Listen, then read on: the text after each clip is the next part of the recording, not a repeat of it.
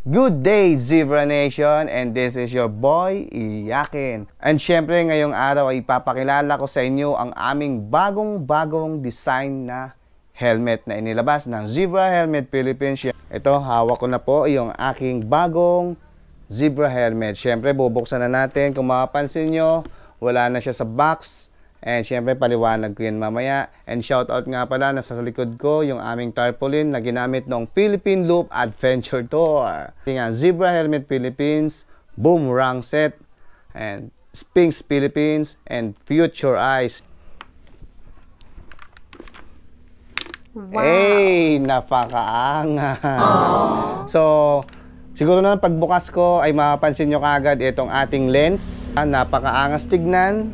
Poging-poging tignan sa kalsada kapag nagmumotor ka. So, ito ang RevoLens. Alright? Kaya po, wala na siya sa box. Ay, ito po yung official helmet na ginamit ko noong nakaraang Philippine Loop Adventure Tour. Ito nga, Valerian White. Ito yung RevoLens. And meron din po siyang inner visor. Ayan o.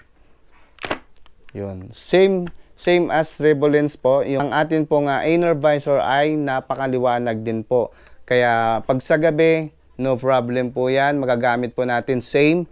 Napakaliwanag. Subok na po namin yan noong Philippine Loop Adventure Tour. Etong ating chin airband. Ito. And meron din po tayong top airband. And etong spoiler, nakakabit na rin kasi ito nga po yung ginamit yung helmet. Ito po kung mapapansin nyo, ang tawag po dito ay safety certification. Modular po yan. Kung nagsusot po kayo ng eyeglass, pwede. And ito pong ating quick release strap. Yan, mabilis tanggalin, mabilis ikabit.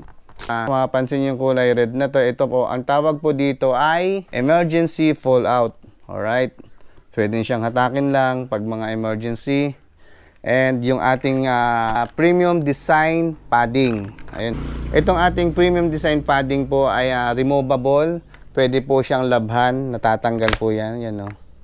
At mabilis din ikabit. And napaka-slick ng design niya.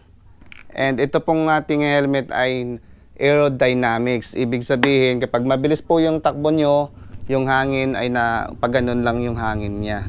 And syempre mapapansin nyo na may nakaabang na dito ng lagayan ng ating intercom.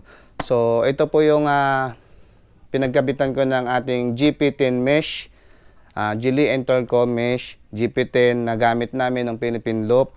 Ang available color po nito ay 7. Bukod sa white, meron pa siyang glossy gray, matte gray, glossy black, black, pink, purple, and itong ating gamit na white. Okay? So, para sa akin, yung comfortability niya, 100% at subok ko na ito. Lightweight lang.